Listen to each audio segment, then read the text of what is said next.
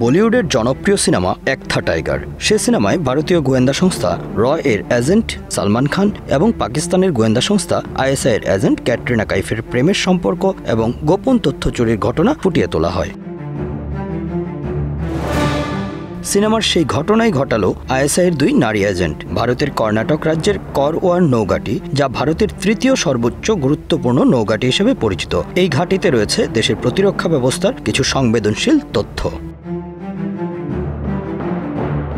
এই নৌঘাঁটি ভারতীয় নৌবাহিনীর পশ্চিম নৌ কমান্ডের অধীনে পরিচালিত হয় এবং আরব সাগরের উপকূলে অবস্থিত। এটি প্রজেক্ট সিবার্ড নামে পরিচিত একটি প্রকল্পের অধীনে নির্মিত হয়েছে। এই প্রকল্পের উদ্দেশ্য ছিল একটি আধুনিক ও সুসজ্জিত নৌঘাঁটি স্থাপন করা, যা ভারতীয় নৌবাহিনীর অপারেশনাল সক্ষমতা বৃদ্ধি করবে।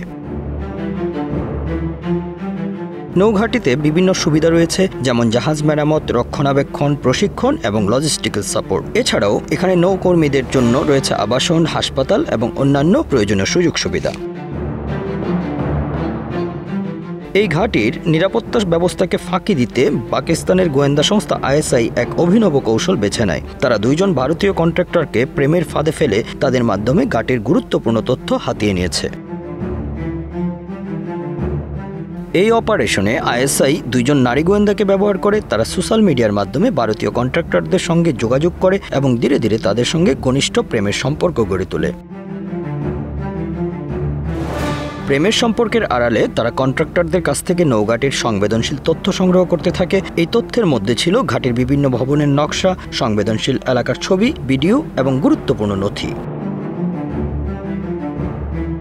নারী গোয়েন্দারা কন্ট্রাক্টরদের মাধ্যমে সংগ্রহ করা তথ্য পাকিস্তানে পাচার করে। এই তথ্য পাচারের প্রক্রিয়া ছিল অত্যন্ত সুকৌশলী। তারা এনক্রিপ্টেড মেসেজিং অ্যাপ এবং ডার্ক ওয়েবের মাধ্যমে তথ্য আদান প্রদান করে। এই অপারেশনের মাধ্যমে পাকিস্তান ভারতের নৌঘাটির নিরাপত্তা ব্যবস্থার গোপনীয় তথ্য হাতিয়ে নিতে সক্ষম হয়।